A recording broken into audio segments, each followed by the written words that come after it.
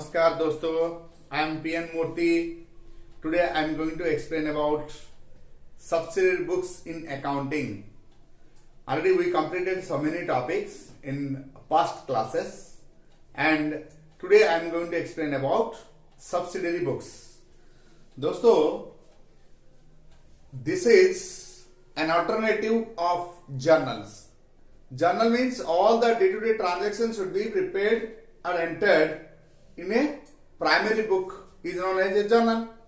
So that when the organization having few amount of transactions, then we can manage with journal. Means journal should be prepared in one book by a specific one person so that it is easier to manage by one person if the transactions are few in nature.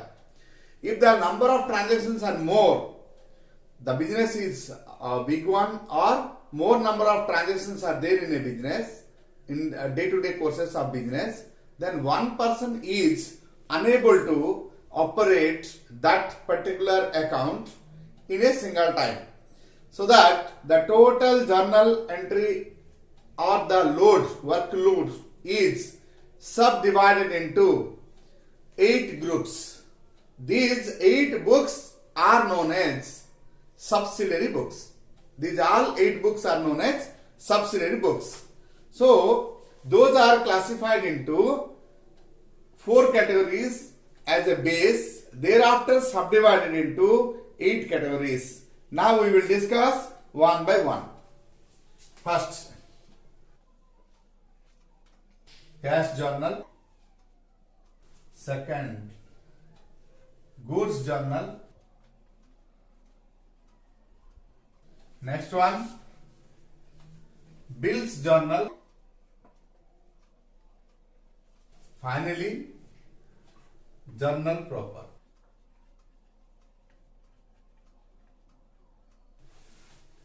So, the categories. Subsidiary books are classified into mainly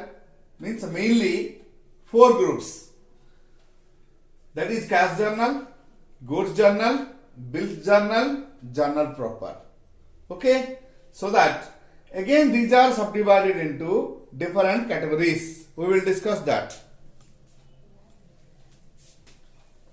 Cash journal is cash book, whereas goods journal is classified into different categories.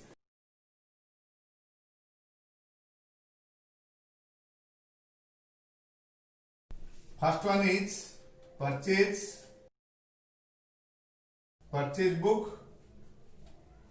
Another one is sales book.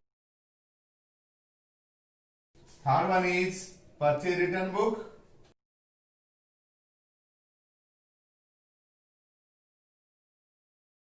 Finally, sales return book.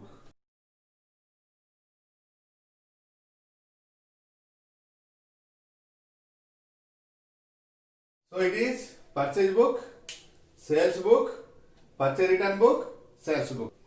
Like that, here this bills journal again classified into 2 parts. That is bills receivable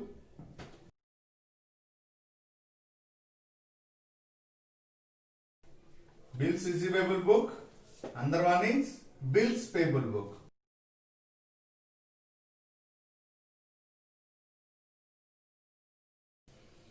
Finally, this journal now, cash book is subdivided into cash book only. Goods journal is divided into now 4 categories, that is purchase book, sales book, purchase return book, sales return book. Like that, bills journal is divided into 2 parts, that is bills receivable book and bills payable book. Again, journal proper. So overall 8 journals are there now. Means the subsidiary books, it means the total journal is divided into 8 parts. Each and every book is known as journal, that is subsidiary book. Okay, come to the topic.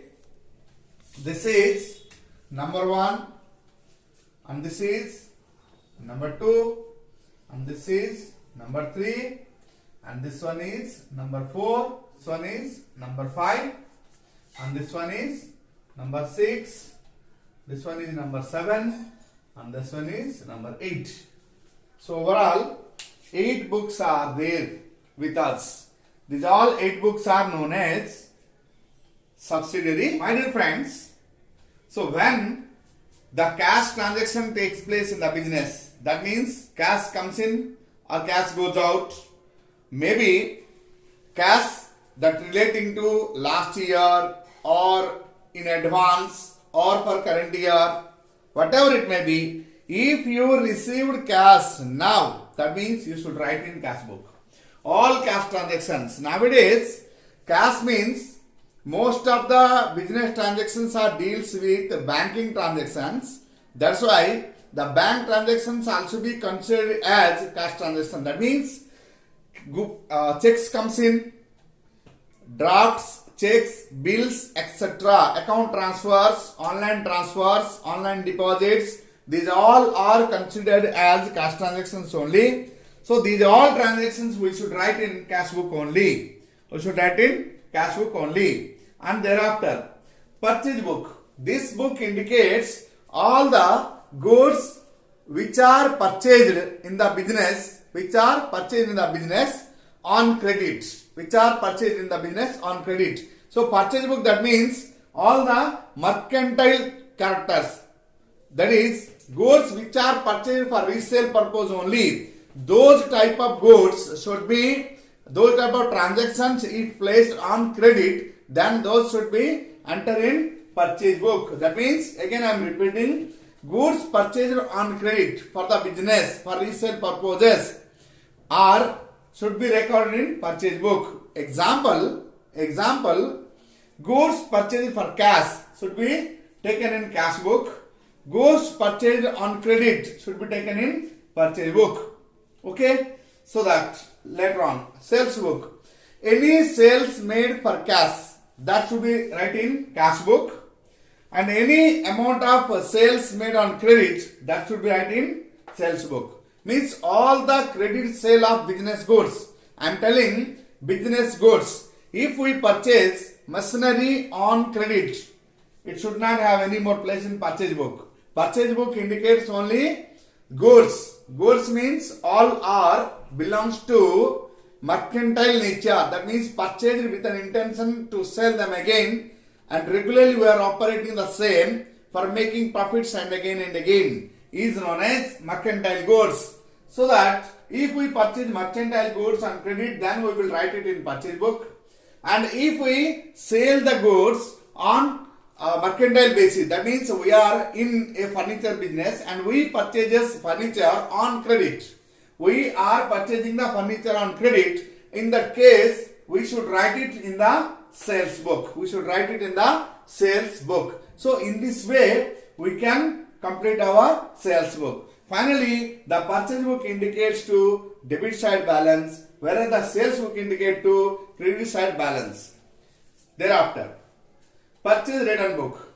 If goods purchased by the business and returned it again, that is known as purchase return book. Means those entries should be right in purchase return book. Again I am repeating. If we purchase, means the business. If the business purchases the goods earlier, now those are refunded again. Those things should be written in purchase return book. So purchase return books, another name is known as returns outward book. Okay. So any more returns made by the business to suppliers due to bad quality, excessive goods, bad pricing, okay, not equal to sample. Okay, the order means the goods received is not matched with the actual order. In this type of circumstances, the business can refund the goods to the suppliers, and those things should be written in purchase return book. Over. Next, this indicates credit side balance, and thereafter sales return book. When we supplied the goods to our buyers, at the time, if they refunded the goods to us, or they returned goods to us, That particular case is known as sales return. Sales return book. We sold now and they refunded later. So that is known as sales return book. This is indicates the debit balance, means goods comes in, that's why it is debit balance. So another name of goods sales return book is known as, another name of sales return book is known as returns inward book. Returns inward book. Okay. So thereafter, now we will go to bills journal. So the bills journal indicates bills receivable book as well as bills payable book. So the bills receivable book indicates when we will sales our goods on credit for acknowledgement of debt, we will prepare a bill on our debtors or our credit purchasers. Clear? So they will give their acknowledgement and they will signature on the bond paper, that is bills of exchange. So that bills of exchange is known as bills receivable to us. It indicates a debit balance and short-term asset, okay, or current asset. So these bills receivable, we will put it in bills receivable book, and this indicates a debit balance. Thereafter, next one is bills payable book. If we will purchase the goods on credit and any more acknowledgement we given to our suppliers, that means our suppliers prepared a bills of exchange, there we given our acceptance. Yes, I purchased it from you and I will pay the money later, like that. So this is known as bills payable. We have to pay the money after certain period. So as an acknowledgement, so we given our signature on the bond paper and it is there with our suppliers or creditors. So that particular case we have to prepare bills payable book. Okay, this indicates a credit balance. This indicates a credit balance. And thereafter, journal proper. My dear friends, observe here, all the cash transaction we will write in cash book. All the purchase, credit purchase of goods we will write in purchase book. All the credit sale of goods we will write in sales book. And all the purchase returns we will write in purchase return book. All the sales return we will write in sales return book. Whereas bills receivables are written in bills receivable book, and any more bills payables may be there, those should be entered in bills payable book. Then the items which are not related to these 7 books, those can be written in journal proper. Let an example, purchased machinery for cash. It is an asset, so this asset have no place in these accounts. So where we will write? In cash book, because it is a cash transaction. Okay, when we purchase a fixed asset on cash, so we will write it in cash book. If we purchase the fixed asset on credit, where we will write? It should not be accepted in purchase book, because it is only for mercantile goods, not for fixed assets. So that these type of items again we will show on purchase. This is journal proper. These type of items again we will show on journal proper. Okay, so the items which are not having place in these 7 books, those we will write in journal proper only. Clear? One by one we will discuss later.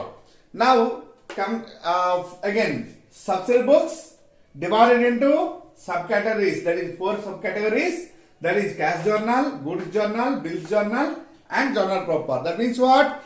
To minimize the load of one person who is assigned for preparing journal, he is unable to do this, so that one person, because of more and more transaction takes place in one period, one particular time, so it is very difficult to face. All those transactions should be recorded by one person in one book, so customer will not wait for us. That's why the workload is distributed in 4 groups. Cash journal, second one is goods journal, third one is bill journal, fourth one is journal proper. So these 3 are again subdivided into different categories. That is cash book and goods journal are classified into 4 categories.